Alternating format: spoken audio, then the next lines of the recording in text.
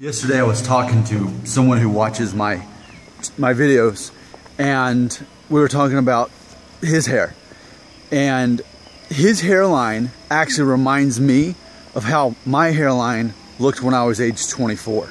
I was seeing receding more on the temples more than anything, but that's how mine was more obvious when I was 24. It started here before it started up here. This didn't start more till 30, but until then it started back here. And so at age 24, that's about how mine looked, the way his did now. And I said, well, you know, that's how mine looked at 24, and here I am at 36, 12 years later. I've still got this much hair. I said, well, and I did the age difference because he's younger than me. And so I said, well, maybe by the time you're 28, you know, there's a good chance you'll still have about this much hair. Just kind of doing the math there. Not that I'm any kind of expert. That was just my guess. And, you know, he was dealing with it and basically said, you know, how do I deal with this, you know? And, you know, my answer will always be more psychologically, how do I deal with this, you know? Because I ultimately feel that no matter what you try to do to stop your hair loss or slow it down or reverse it or whatever you do, I still feel that ultimately you're fighting nature.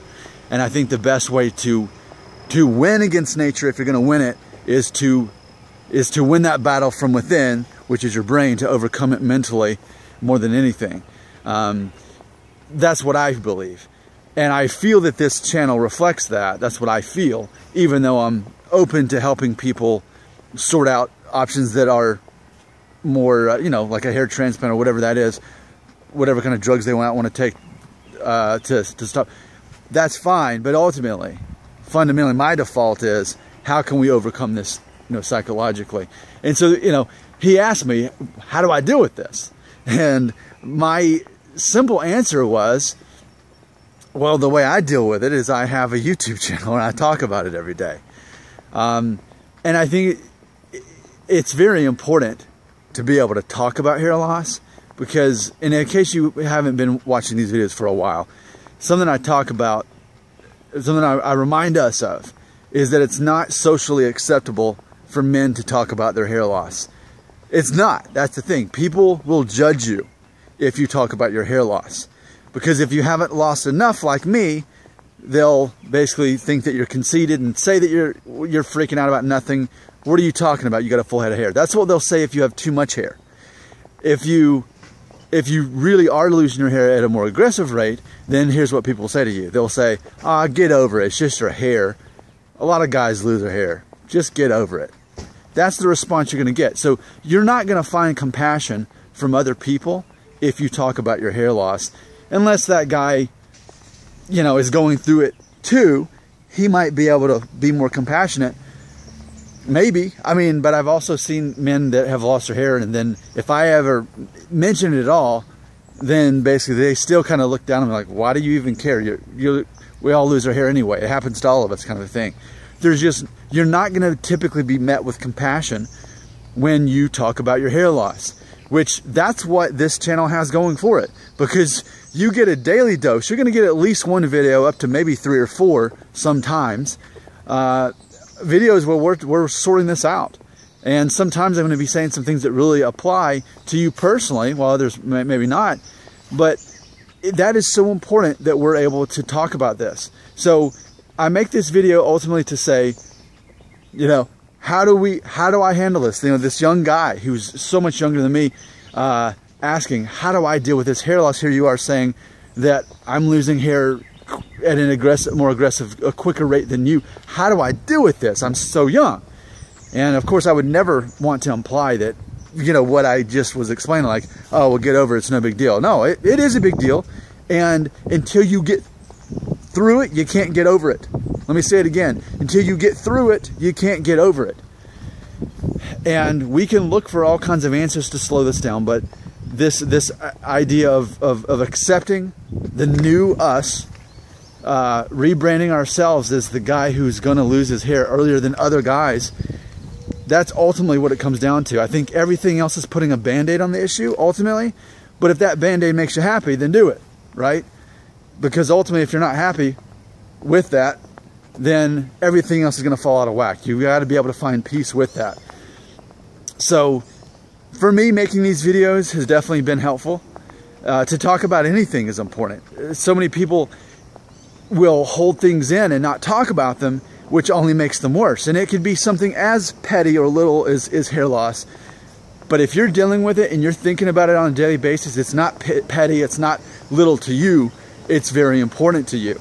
But like I said, as a YouTuber, that's what I've kind of stumbled into doing these videos, is because there is no real outlet where you can talk and not be judged, where you can get someone to help you psychologically beyond just trying to give you some way to stop the hair loss without actually sorting it out mentally. And I feel it's the same way, and this would be controversial on Twitter, but I feel the same way about a lot of people. They have maybe anxiety issues, and they've got their medicine that they're prescribed, and I get it, the doctor, I'm all for that. Let them get their medicine. But ultimately, you could live your whole life dealing with anxiety and depression and those sort of things, but never dealing with the actual issue inside of what's causing that anxiety.